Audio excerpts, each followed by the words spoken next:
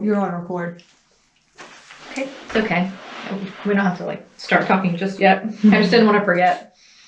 But I do want to do this thing because last time I don't like making that beeping noise during the.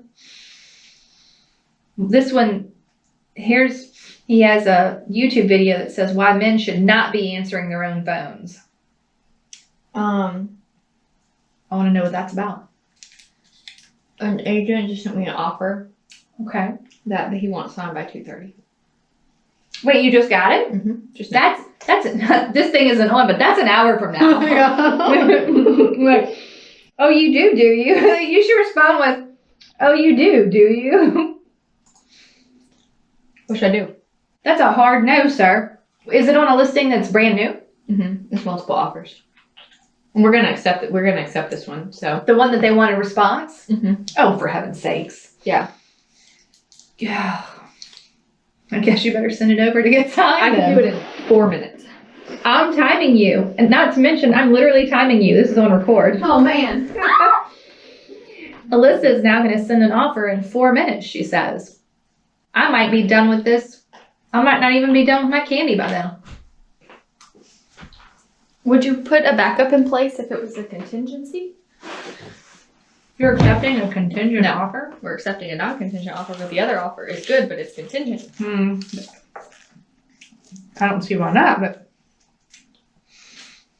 I guess if I was a contingent buyer, I don't know that I would want to be backup. Like, what are you going to do? Right. But you sure? But like, how would that even work, you know?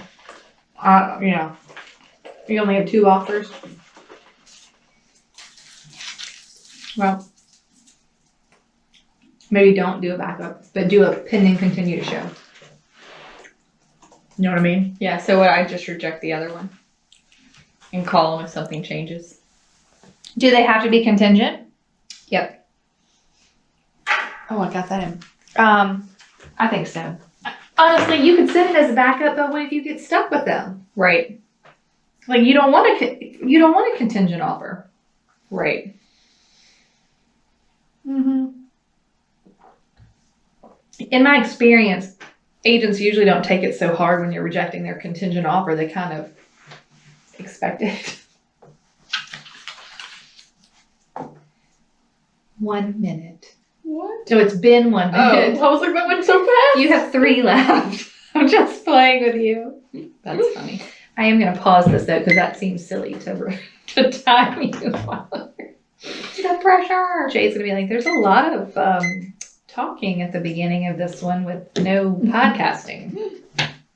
It's funny because they were freaking out. They were like, why do we only have 1 showing?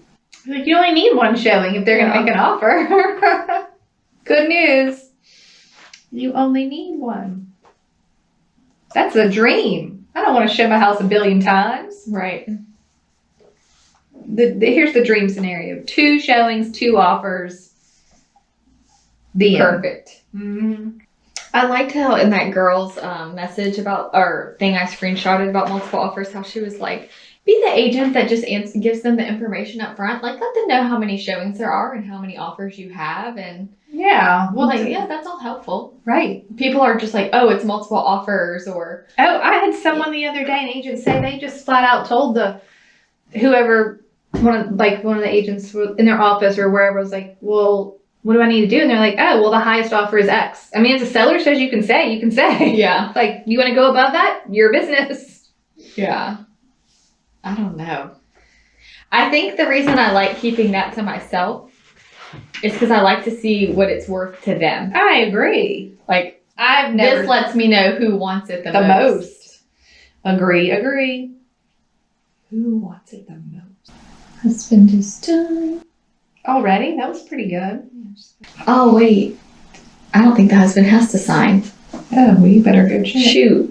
Now you wasted your time doing I the know. wrong one. I could be done. I did. I could be done now. I have to go delete it. That's okay. I will keep you posted if something changes, period. Let me know if anything changes with your contingency, period. Sorry, we didn't get a chance to work together, period. I just learned I could do that on my computer. Sending text from your computer. Like Yeah. typing my emails. I just heard that. I don't know who said that. at you. You ready? I'm always ready.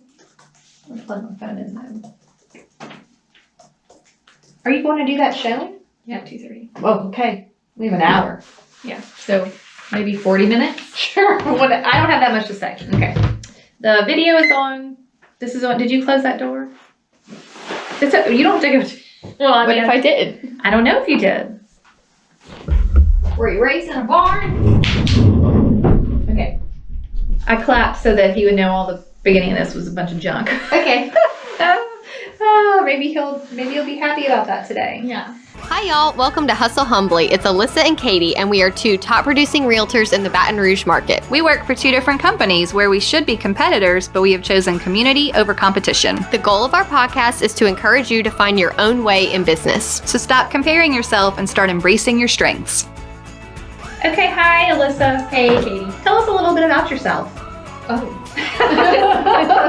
I'm not prepared. I'm just kidding. I like Greek food and Yeah. long walks on the beach. Mm-hmm. You love chocolate? Do you love chocolate? I do. I love chocolate. I only said that because in last episode we were talking about people might just be tuning in. Oh, yeah, that's true. Tell us a little about yourself. Okay, wow. Whew. Hi and welcome. This is episode 93. Okay, 93. great. When to make an exception. This episode came about Mm-hmm. because we preach a lot on here about boundaries and setting boundaries in your business and your personal life. And what about when you have to bend your boundaries? And Bend your boundaries. You can't always be perfect, and things come up and things happen, and you just can't always be perfect. No. And what happens is our listeners are wonderful, and they want to know. they want to stick to the rules.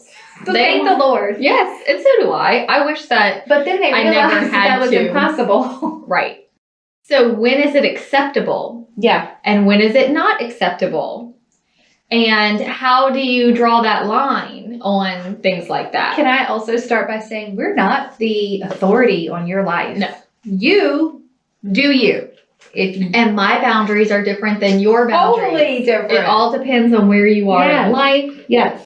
I think that this is, as almost all of our episodes go back to mindset. Mhm. Having boundaries is a mindset issue. You're setting your business up like a business. Right. If I wanted to look up my CPA's business hours or a law office or the doctor, they have hours that they work. Yes.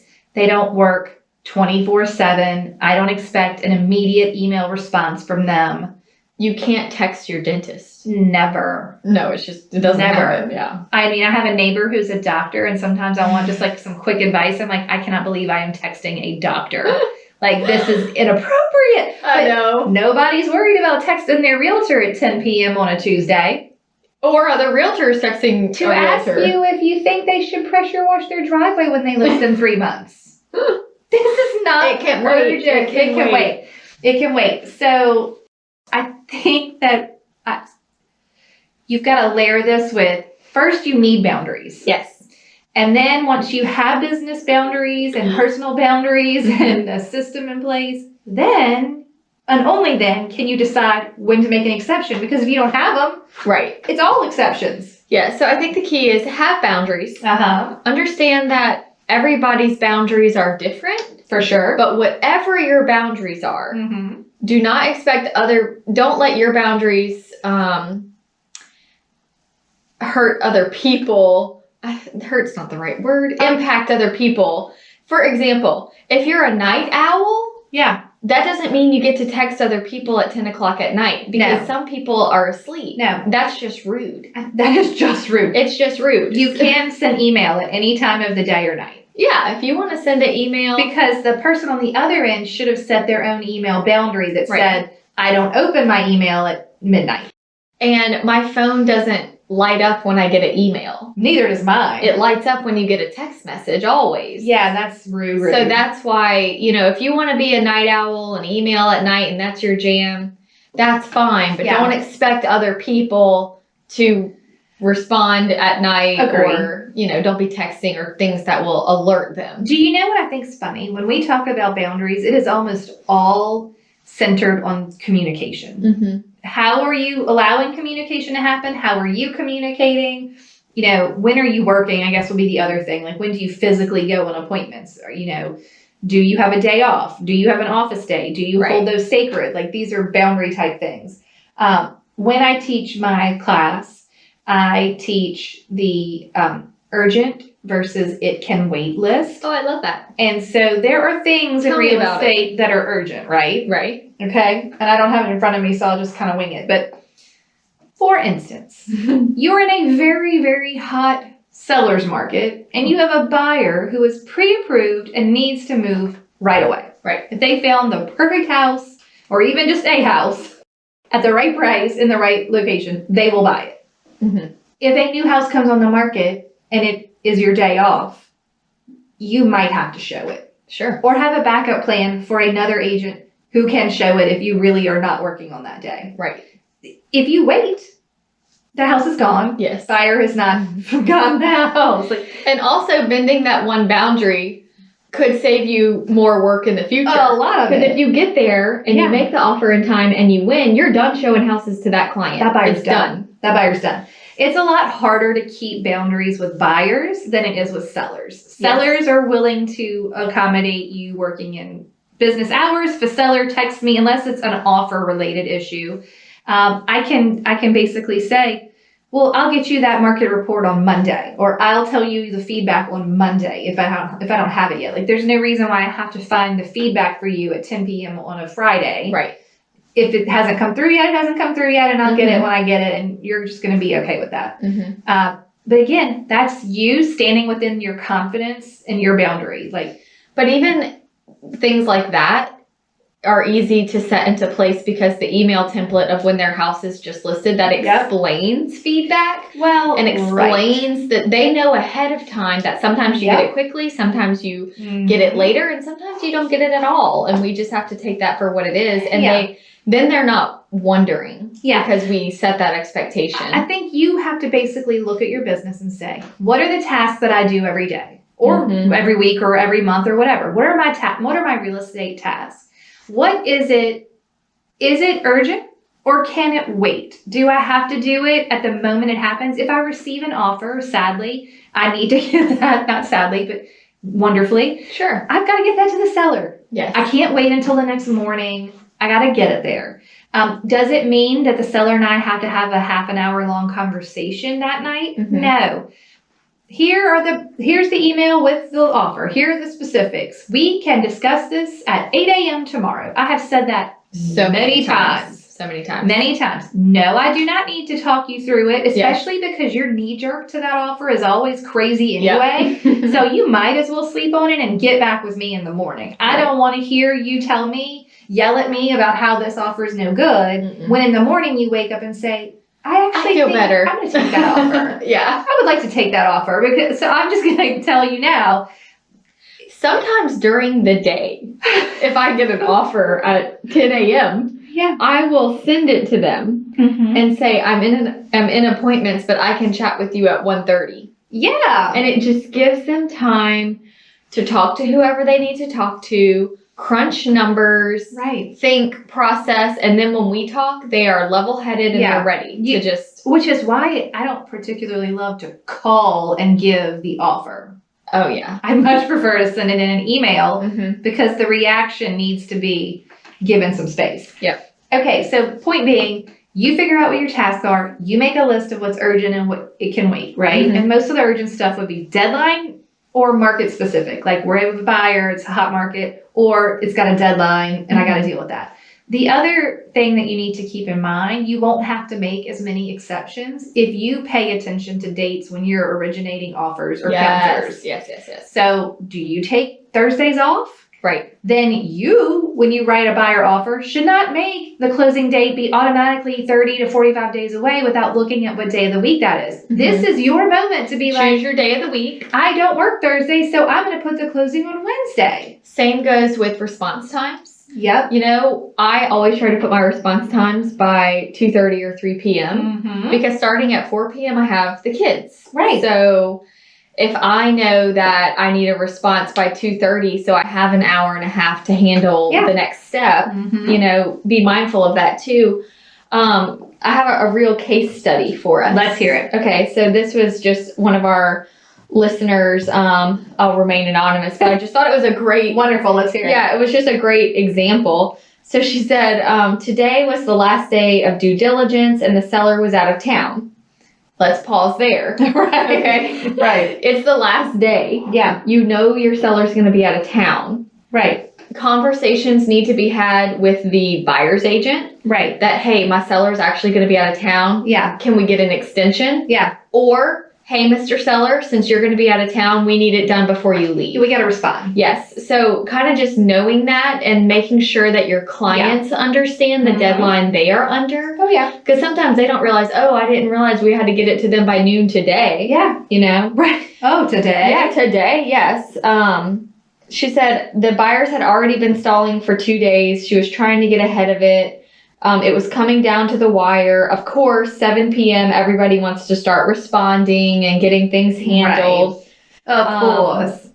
Yeah, so she said she just feels like she totally failed with setting the boundary in this situation because she had 3 days and here they are. And sometimes it's at the fault of others, like people are out of town or you can't get what you need. Yep. But one of the things that she mentioned was that her broker always encourages anytime you write something to put an 11:59 p.m. deadline. And then you were like, but wait. Why would you? Because think of how many people, including myself sometimes, are last minute people. I'm a last minute person. If I have it till 11:59 p.m., I might do it then. I might do it then. I don't want to, but sometimes. You said I could. Right, you said I could. And so setting, and I told her, I said, you know, it will always set your response time for the time that works for you. Yeah. I see a lot of 5 and 6 p.m.s. I don't love That's that. like the worst time. I know. Like And dinner. look, I'm going to be very honest. I just have gotten better about the time. Like the days of the week I've always been decent at, like when I'm writing an offer. But the time, and that's why I put so much stuff in my calendar. Like that's why I tell you, put your office day in your calendar. Right. Put your day off in your calendar. Put all of your kids' events in your calendar. Mhm. That way when I go to look at my calendar, I say, oh, well, we're setting closing. I don't want to do it that day. But I've not been great on the times. I'm going to be honest. Mhm. And I feel like I'm just now starting to be like, oh, duh. You can make any terms you want. Yeah. You can do anything you want. If you're originating something at a weird time, you can still say to be responded by at whatever time you want. Mm-hmm. You make the rules. Yeah. But you're right. Okay, so carry on with your case study. That was pretty. That was she, it. She just felt like she didn't she was having trouble controlling the situation. But I think the problem is too, sometimes we wait too long Yeah. and then the deadline is here. Yeah. And it's almost too late. It's like a mad dash. Right. Yes. Like the extension should have been asked for that morning. Right, If and you they- know that you're having trouble I know. reaching your seller. To be fair, some sellers don't even tell you what they're doing. No. Yeah. I had one this weekend. They were trying to show the house. The seller has got to buzz them in at the gate. Mm-hmm. And the agent calls and like, no one's buzzing me in. I'm like, okay. And so I can't get the seller. I had to, get seller wife. And she's like, oh yeah, we're out of town. I'm like, Yeah, I need to get in the gate. you approve the showing. Mm-hmm. You approve the showing. You've got to get them in the gate. She's like, oh, no worries. I'll get them in. Here's my gate code. So I'm like, great. So you're telling me there's a second gate Right. code. I needed that. That's very helpful now. But a lot of what happens to us, we don't know it's going to happen until it happens. Right. Right. So Mhm. everything that we teach on the podcast is how can we try to preemptively, we're trying to be on the offense, not the defense. Right. But Proactive, not reactive. Right. Especially with your times, and that'll help with your when And to make an with that, exception. things do, here's the thing, things do pop up after hours that make you bend your boundaries. They aren't a big deal if your other boundaries are good to go and in place. Yeah. Because my husband understands when I say, hey, I listed a house today, there's multiple offers, I'm going to have to make some phone calls Right. tonight. Because you don't list a house with multiple offers No. every day. Right, so he knows when I have to do that, oh, okay, because she doesn't do that at night unless she has to. Yeah. So it's not a problem. Right. So when things come up after hours, now if I'm just voluntarily on my phone every night, working every night, zoned out from my family. They never know when Right. something is really important at work. Well, because that's not an exception. That's just a routine. Right. And that was the note I took. Is it a season? Like, is it a busy season? Are you having to make more exceptions because of the market, Mhm. because you're buyer heavy, because whatever? Or is it a routine? You just take all the appointments after 5, no matter Mhm. how important they are, because you just always say yes. A few nights ago, I was crawling into bed and I got a text at 9:30 from an agent that said, just emailed you an offer. Uh-huh. I responded and said, what's the response time? And he said 6 p.m. tomorrow. So I went to bed. You're like, good night. I didn't even open my email. I woke up at 8 a.m., opened it, sent it to my seller, Yeah. spoke on the phone with my seller at 10 a.m., had the signed counter offer back to them by noon. Yeah. Plenty of time. Plenty of time. You do not need to just Yeah. stop everything that you're doing. Right. If he hadn't texted me, I wouldn't have even known it was there until the next morning when I checked my email. That's anyway. fair. So Because you wouldn't have opened it. no, I wouldn't have opened it at Yeah. all. So I wouldn't have even gotten it. A lot of it is really all communication. So the agent's not worried because he communicated with you. You Yep. said, I'll handle in the morning. Yep. I have time. Everyone knows what's going on. And if your seller or your buyer are aware on the front end what your business hours are, what your communication rules are, like, they're not expecting, they need those, they need to know what the rules are. Sure. When they know what the rules are, then they're not worried, well, maybe she's not going to respond, or I don't, like, Mm-hmm. nobody texts 3 times in a row when you told them, I don't text after 7 p.m. Right. They just don't. They don't even text once. They feel horrible. Yeah, and when they do, and they get a response the next morning, they're like, "Oh yeah, I shouldn't have texted her that late." And I don't fuss my clients, you know? But if I just respond the night, like say they ask me a question at 8 p.m. at night, Yeah. hey, should we power wash the driveway before listing? Yeah. The next morning at 9 a.m., I say, yes, I think that would be a great idea. And then they say, thanks, sorry about the late text. Yeah, no problem. I can't tell you how much that happens. And I'm like, no worries. No worries. Sometimes I'll just respond back with, now if it was a yes or no like that, you're right. Yeah. Maybe just hold on it until the morning. But sometimes if it's like a long question, or I'll just say, yeah, I'll get this to you tomorrow. Right. I mean, like, just so they know that you have received the text message. Right. But also just saying, I'll get this to you tomorrow sort of sets the tone of, oh, wait a minute, now's Right. not the time to work. Mhm. Like, it's not appropriate. Mhm. Okay, when is it okay to Pop-Tart? Okay, so this is like a big thing that I struggle with Okay, I want to hear it. because I truly believe that no matter what level agent you are, new, experience, Uh-huh. that it's not okay to Pop-Tart. But I'm getting pushback from like new agents that say that they need that first meeting to make the connection and meet the person and develop the relationship, and I get it. Yep. So I do think it's okay. I wouldn't do it. Like, based on your season of life or business? When I was a new agent, I Pop-Tarted for a couple months Mm-hmm. from phone duty. Mm-hmm. And then when I stopped, Mm-hmm. I had kind of a scary situation that kind of reset my perspective and Uh-huh. reminded me that you have to actually be careful Right. and have boundaries and ask more questions Yeah. and gather more information and things like that. But I made a commitment as a new agent who had no business Yeah. that I wasn't going to do that anymore, that I was going to ask them if they had been pre-approved, Right. do some more research before jumping and meeting them. Okay. And it worked out fine. Yep. I never You didn't fail. failed. Did I lose a sale or two? Maybe. I don't know. Right. I mean, I had people that wouldn't do what I asked them to do that I never met. Did they buy a house one day? Probably. Probably. It wasn't with me. But the people that did and asked and did what I asked and went through the process the right way and the right steps, Yeah. appreciated it. Right. Appreciated that I made them meet with a lender Yeah. first. And Yep. so it's just, you know, you can't, with this particular boundary, Mm-hmm. it's easy to convince yourself that, oh, well, it only works this way. But it's not the truth. Right. So flexing on this boundary is like very situational, I think. I think you can also train yourself into a behavior, and that's where I get worried. Like, it's not a big deal if you asked your qualifying questions and you felt like, I don't mind popping up today, right now, and going to I'm dressed, I'm ready to sell houses, I'm going to go get her. Yeah. I got to go get it. But I guess I just, like, if you started that way, you may always do it that way just because that's what you're used to doing. Mm-hmm. So you don't have the mindset of a boundary in place, or you don't have the mindset of business hours. Like, it's just, how are you going to know when you're going to stop doing that? Right.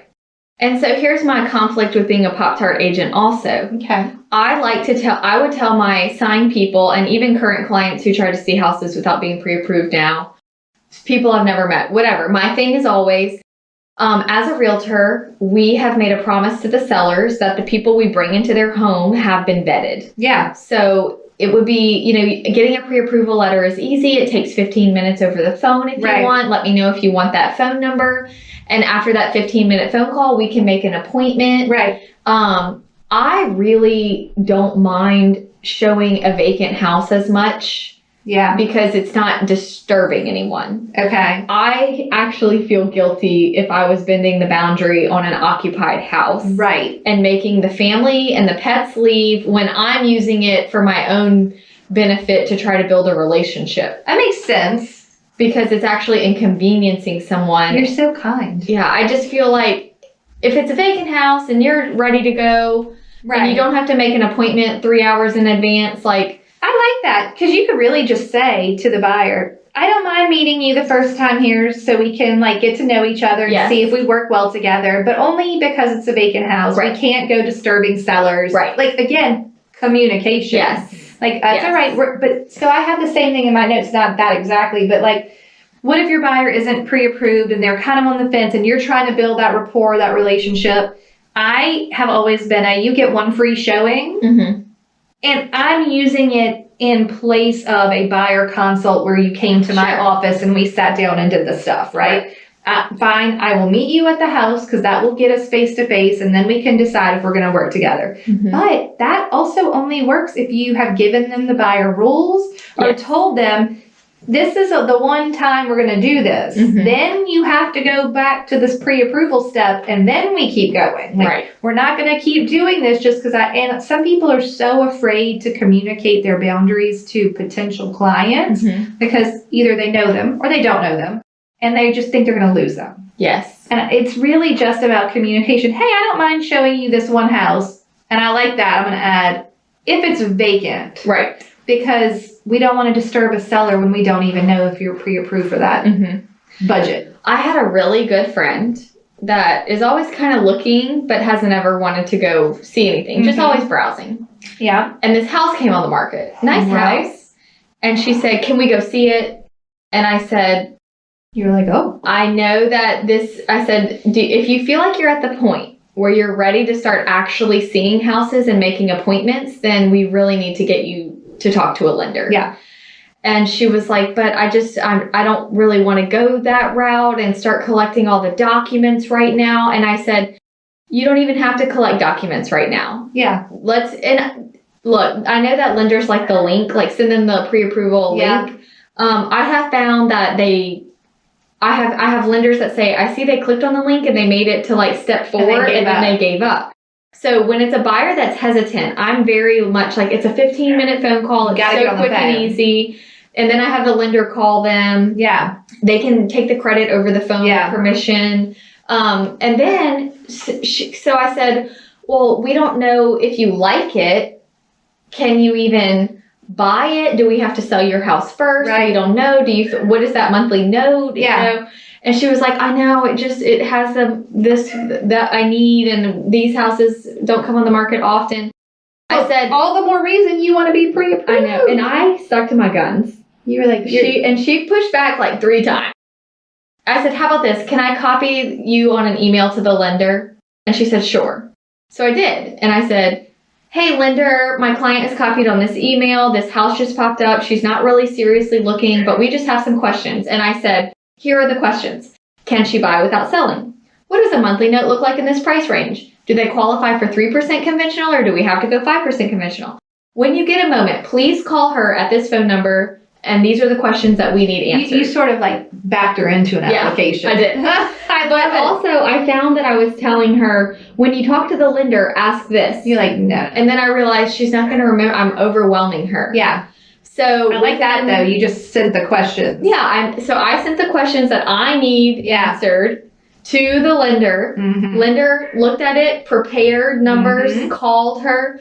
She goes, I'm so glad you made me do that. Oh, wow. That was what she said. Yeah. And I said, good. I said, I'm not going to lie, it was hard because you weren't being very cooperative. I didn't want to push you and like scare you away, but you just feel so much better after. Yeah, you need to know. And she said, you're right. And she was like, and now I know that we don't have to sell our house. Right. And that we could probably go 3 months of double mortgages if we have to. Like, she knew it that well. Like, down. So then all of a sudden, we're like actually house hunting. Yeah. So not only did it make her feel like it made her more motivated. It made her into a real buyer. Yeah. Versus just running, showing house, Just and some maybe I looking show her another house in 'cause 6 months. That's right. That could have happened over and over again because it was the financial stuff she still wouldn't have known. Right.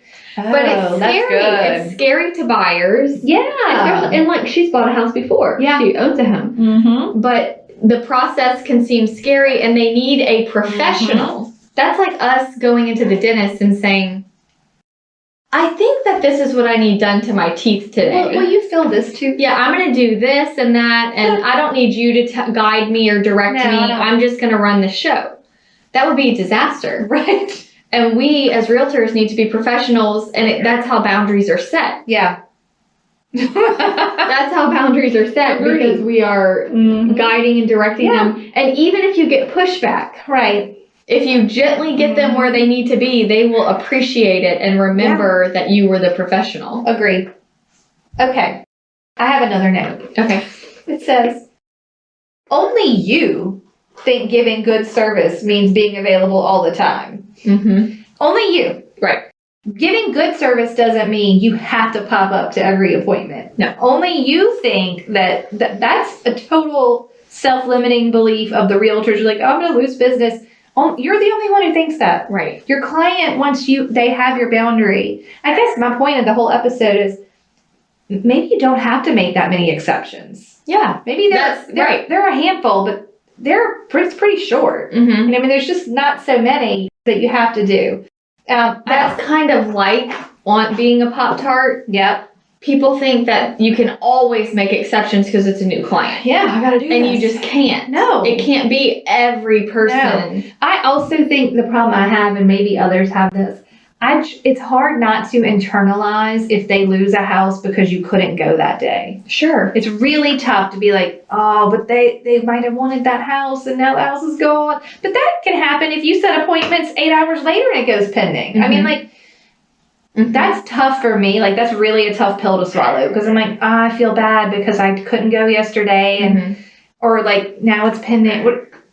Such is the nature of the game. Right. Like, I don't have a solution. I feel like that's the real estate God's way of shutting a door that wasn't meant to be. That wasn't meant to be. It wasn't meant to be. Y'all, Yeah. the timing didn't work out and it just didn't work out. Mhm. And if you're in a situation like that, calling the listing agent and saying, hey, I've done this before. I have a buyer that wants to see your listing. They are wanting to go right now, but I honestly can't get there. Yeah. If we go tomorrow, do you see that being a problem right now? And sometimes they say yes, and sometimes they say no. No. Like there's not any show. We're not expecting any offers. I just love when an agent calls me and they're like, or texts me, we can't get to the house for 2 days.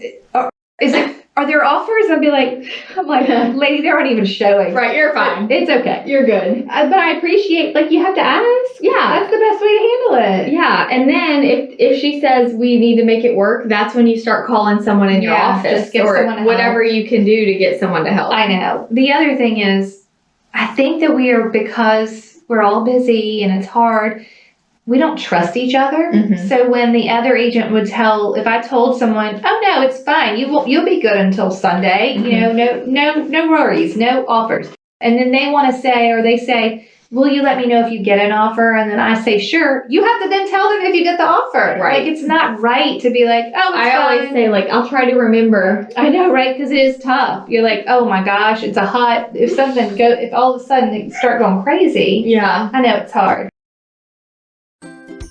Hello, friends. We are so excited that so many of you are using the template course, and the reviews are just pouring in, letting us know that it has helped your business as much as it has helped our business. Yes, listen to this review. Thank you so much for providing this wealth of information, knowledge in template form. So far, I've used a handful and received positive feedback like, "This is so professional," or "I really appreciate how organized you are." I mean, can you imagine? Yeah, Your clients it's all are actually there. going to say that. Yes. All right, here's another one. Thank you so much for this. I can't tell you how many times I've started this and how many notebooks of samples and notes I had. I have ADHD and it is super hard to stay focused on getting it done. Having it all in one place is going to make it so nice. That is what we're here for. I know, just look, you don't need to reinvent the wheel. Just use these. Yeah, nice and simple, easy, ready to go, ready for you to put your own logo on, make it sound like you. So head over to hustlehumblypodcast.com/course and check it out. That's right. And you're going to enjoy them. You're going to love them. You're gonna It's going love to it. change your life. Literally fired my assistant. They are the best. Okay, bye, Enjoy the friends. template. Yes, enjoy. My other thing with other realtors in this topic, the difference between being MIA and having boundaries is that there are agents that are never reachable. Never. No hours of the day or night. I'm not saying that you're supposed to have boundaries and that means that people can't find you. Like, every 12 hours, you need to be able to, like, check all the messages. I mean, like, you cannot be gone and no one is monitoring. Like, there are agents who literally don't answer the phone, mailbox full, don't answer text, don't answer email. There are people all the time in our local realtor group that are posting in our Facebook group saying, does anyone know how to find so-and-so? Or my broker had to call so-and-so's broker because they won't respond to the offer I sent or the message I left or the repair request. Like, you cannot just fall off the face of the earth. Yeah. That's not boundaries. Not okay. That's not okay. That's just providing poor service to your clients and to the whole community. Right. Just no good. Another time that you could make some exceptions Ooh, is let's hear to accommodate a season of life or going on vacation. Okay. For example, Let's hear it. I'm in newborn phase of life right now. True. I have a baby. True story. In the past, you would never find me awake at 4 a.m. Oh, yeah, huh? I'm awake a lot in the middle of the night, and it takes forever to feed a baby. And I am checking email and You're things like, well, like I that. might as well do something. Yes. So, but here's the thing. I don't want people thinking I'm emailing at 2 a.m., 4 a.m., 1 a.m., whatever time it is. Yeah. And I don't want them thinking like they have to respond at that time. Right. So I can assure you, I'm not responding at 4 a.m. So I'm typing a lot of emails sometimes, You leave them in draft? and I leave them in draft. Can you schedule them? I can't schedule send on my phone. On the phone. Which is frustrating. Yeah, but at least they're in the draft. So Yeah, in the morning, I you just hit send them all. Send. I Send. think I've told this story before. My neighbor was in, I think, pharmaceutical sales for a long time. She's very efficient, very hard worker. She's retired now. She would sometimes said she couldn't sleep at night. She would leave her computer. Maybe she didn't want to bother the dog. She would leave her computer in her closet. And if she couldn't sleep, and she'd go in her closet and she would respond to emails just like you did. She would hit draft. And then in the morning at 8 a.m., she would hit send. And she said, I'm sure people were like, wow. She's so on top She's of it. right on top of it. Like, this morning happened and she was like off to the races. Everyone got an email. But I know. that's a great method. Yeah. Just leave it in the draft. Right. Whenever it's business hours, hit send. Right, and I'm a big proponent of getting enough sleep. So if I didn't have a newborn and I was having trouble sleeping, I don't think the solution is to pull out your laptop every night. You know, should sleep. You should try to find a way to cope and sleep. Yeah. You know, you got to fix the problem. But when it's a situation like a newborn and you're not going to be asleep no matter what, Right. maybe this is a time where, well, I have to be awake, so I'm going to just take advantage of it. Or like when I was in Australia, I had to make phone calls at 6 p.m. Yeah. Normally I'm unavailable at that time. Right. But I also let everybody know the situation. Yeah. And that, is it okay if we have a call at 6 p.m.? Right. That was more also for lenders and title companies who have like business 9 to 5 hours just to make sure that So I think it's good to communicate with other agents and let them know what to expect if you have something coming up. Yeah, I agree. I do have on here, it's okay to make exceptions in a competitive market when you have to like go and run, kind of like you were saying, is this house going to be available? Yeah. But how long is it going to last, and is it sustainable? Right. And if you feel like this crazy market is here for months to come and you're very buyer heavy, Yeah. you may need to get a new agent to help you with showings. And you need to realize, okay, I'm having to flex my boundaries more because houses are flying off the shelf. My family isn't seeing me like they should, or my dog isn't seeing me like he should, or I'm missing my workout class, which is not good for my mental health. Yeah. That is when it's time to maybe hire someone to help you with showings. Yeah. I've even been telling some of my buyers lately, look, you may meet my assistant at some point. This market is so crazy. Yeah, we just have to have a team effort They to don't get care. into the house. They don't care. Yeah, Because you're still going to be the one that gives them the advice when it's time to write the offer. right.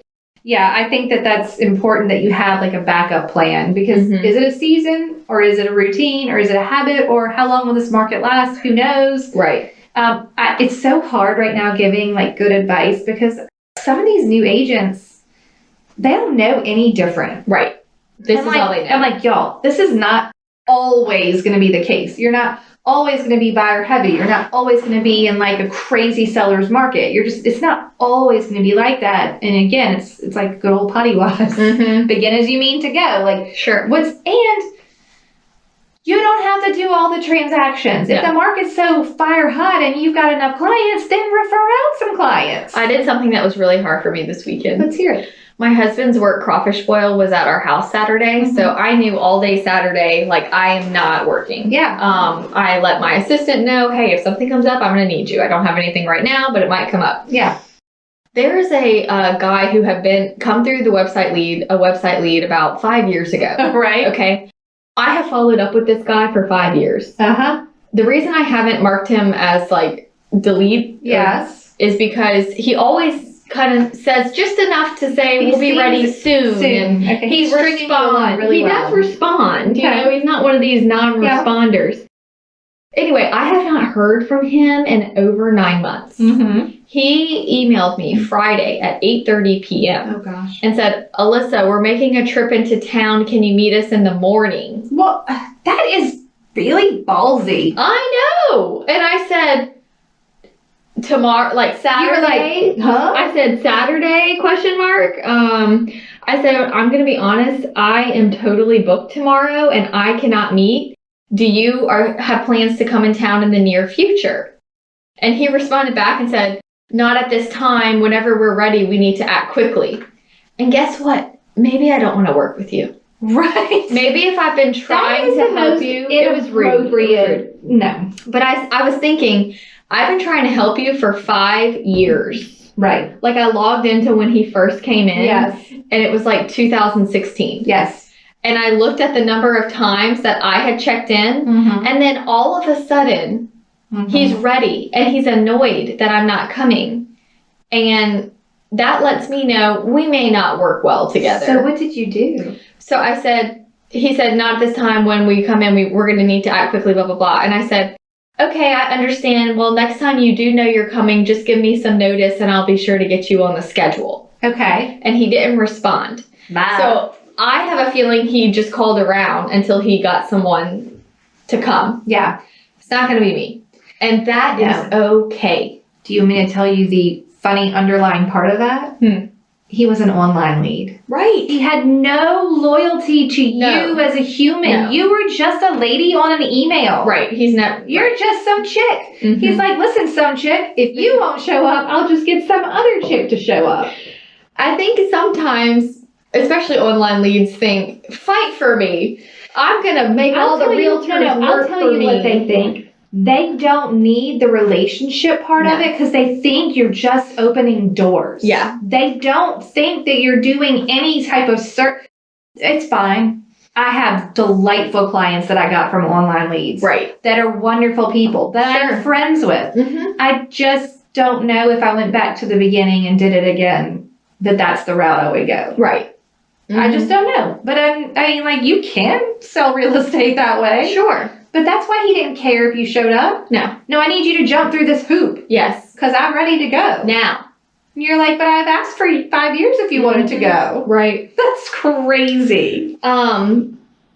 Another exception I have been making is I try not to call other agents. Like, I try to keep it all via email, to help them, be respectful of them. Okay. But I'm having to call agents before showings right now. Okay. Before I go show a house, I'm calling them Got to an say, offer? do you have any offers? Don't let me go over there if you do. Don't let me do it Because we can't depend on them to tell us. Well, they're so busy. I know when I'm in a multiple offer situation, I can't remember to tell every agent that said, let me know. I know this is hard, and y'all are probably going to yell at me through the whatever earbuds. I just have this really weird stance about this. Like, look, now 50 offers, I get it. That's a lot of offers. It's hard to reach back out to, but you still have to, right? Yeah. But my point is, if you have offers and then you have 10 showings for tomorrow and you know you're taking an offer, you need to tell the 10 people. Oh, I do that for sure. You got to tell them. I think that it's easy to communicate with the people who have appointments because you can just use showing time and it emails all of them at one time. Yeah. I struggle when I have like a number I don't know text me. Yeah. And it's like, hey, Alyssa, just checking to see if you have any offers on Main Street. Yes. And I'm thinking, No. I don't know who you are. And Are you a buyer? right, are you an agent? And I say, no, not at this time. And then they say, awesome, well, keep me posted. Who are you? I don't even know who you are. Do you have a buyer? Do you have an appointment? Because if you're in showing time, you will be notified.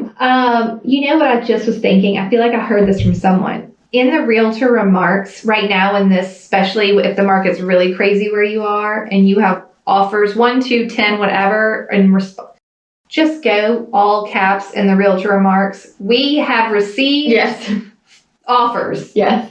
Response time is 2 p.m. tomorrow. Put it everywhere. Put it wherever you can tell these 8. Put it in the auto email from showing time. I do that. Whatever. Yes. Like, hey, I'm doing my best to tell you. Right. I can't inform people if I don't know they're interested. Mm-hmm. But here you go. I was in a multiple offer situation one time, and it was like 5 offers. I emailed all 5 agents from the email that they sent the offer to me. You are in a multiple offer situation. We are taking highest and best by 6 p.m., whatever time you choose to put. And I sent it out. One agent never checked his email. Uh-oh. And he was surprised to find out that his offer wasn't chosen. And he said, well, if I would have known, we would have submitted a highest and best. And I screenshotted where I emailed it to him 6 hours ago. Sorry. And I said, I'm sorry, I can't, call, text, and email every person. Like, right. It's a lot. right. The way you sent me the offer, I sent back is how I responded. And that's just how it's going to have to be.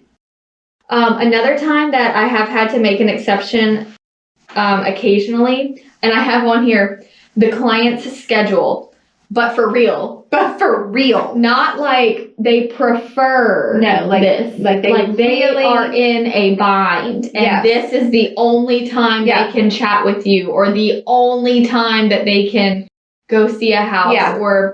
And these are the people that have done what I have asked them to do. Right. I will make an exception for you. Yeah. Motivated. Yep. The job is a legit reason or the circumstance. But the problem is people say, well, my client gets off work at 5, so I just have to. No. Like, you need to be the professional that tells the client sometimes we may have to do a lunch break or whatever the case may be. We'll say that. Yes. Do you have a lunch hour we could go on? Mm-hmm. I think the problem is a lot of agents, and I used to do it when I was new. Okay, and we'd love to show you this house. That's great. And if you need to go after 5, that's fine. Like, why did I put that out there on the front end? Don't even say that. Yeah. Don't put it out there on the front end. Like, if they push back, then you can try to address it. But, and if you want to go after 5 on the weekend, I'm available. Right. All the time. I'm available. I had a client recently that's like, my husband doesn't get off until 6:30 every night, blah, blah, blah. But it's amazing how one day the house that she really wanted came on the market. Show up. And, let me see if he can ask his boss for an hour. And guess what? The boss said, sure. Did they buy that house? Yes. Did you show them a bunch of houses after 6:30 before that? They had asked. Thank God. The thing is, though, they had a house would come up at, lunch. by 6:30 or 7, It'll be gone. it was gone. So they were losing them. And then this house, and she's like, sorry, we just can't, you know? And then all of a sudden, She's like, we'll it's make the it happen. People will make it happen if that's the option. So if you say, how about Tuesday at 1 p.m. or Thursday at 2 p.m.? Mm-hmm. Pick, like, you're giving them options. Yeah. So it just, whenever you're using, that's the thing. People want to bend they're too quick to bend their boundaries. Agree. And they say, oh, it's just the nature of the job or this or that. I am not against bending the boundaries, but people are overusing it. Yeah. And then the more that you flex, the more that you flex. Yeah. And next thing you know, you have no boundaries. You have none. Yeah. So you really have to keep them in check. For sure. That's all I got. That's all you got. Okay, great. I have a toast. Great. Wonderful. This toast is from Devin Palm in Sarasota, Florida. Okay. Devin says, I just wanted to toast to my friends Paige Schneider and Brenna Davis. The three of us are all newer agents at different brokerages. Oh, cool. They're at KW, Better Homes, and RE/MAX. They're all over. Cool. Love that. And we have all truly embraced the spirit of community over competition. This sounds like our intro. I know, so cute. We're for different companies. That's right. Community over competition. It's so good. We visit model homes together, take content picks for each other, and share marketing strategies to help better each other. We also bond over the podcast episodes all the time. I am working my way through from the beginning, and they both pick and choose episodes that appeal to them. So we each get to share tidbits of, they're like curating the podcast. Oh, that's like neat. some of them listen to some, and they share tidbits of advice that the others may not have heard from. That's neat. That's so fun. Very efficient. Because 90 hours is a lot. Yeah, it's a lot of podcasts. Just wanted to say thank you to them and thought this might be a little fun surprise. It is a fun surprise. Well, I hope that they picked to listen to this episode. We'll have to tag them. Devin's going to have to be like, you need to listen to it to make an exception. Hey guys, they talked about us. So you've got to do this. Okay, also thank you to Katy and Alissa for your amazing podcast and teaching us all that there is room for agents there. And teaching us all that there is room for agents to be successful together. There is. There is. I love that. That was great. So good. Okay, well, cheers to Devin. Cheers. And Paige. And Brenna. Perfect. Okay. Bye, friends. Goodbye. That dog sure is barking a lot. Thank you so much for tuning in to the Hustle Humbly podcast. Let us know who we should toast to for the next episode. Be sure to follow us on Facebook and Instagram at Hustle Humbly Podcast. If you have an episode, topic, or question, please email us at hustlehumblypodcast@gmail.com. Be sure to subscribe to the podcast and leave a review. See you next week. Bye. This is the good life.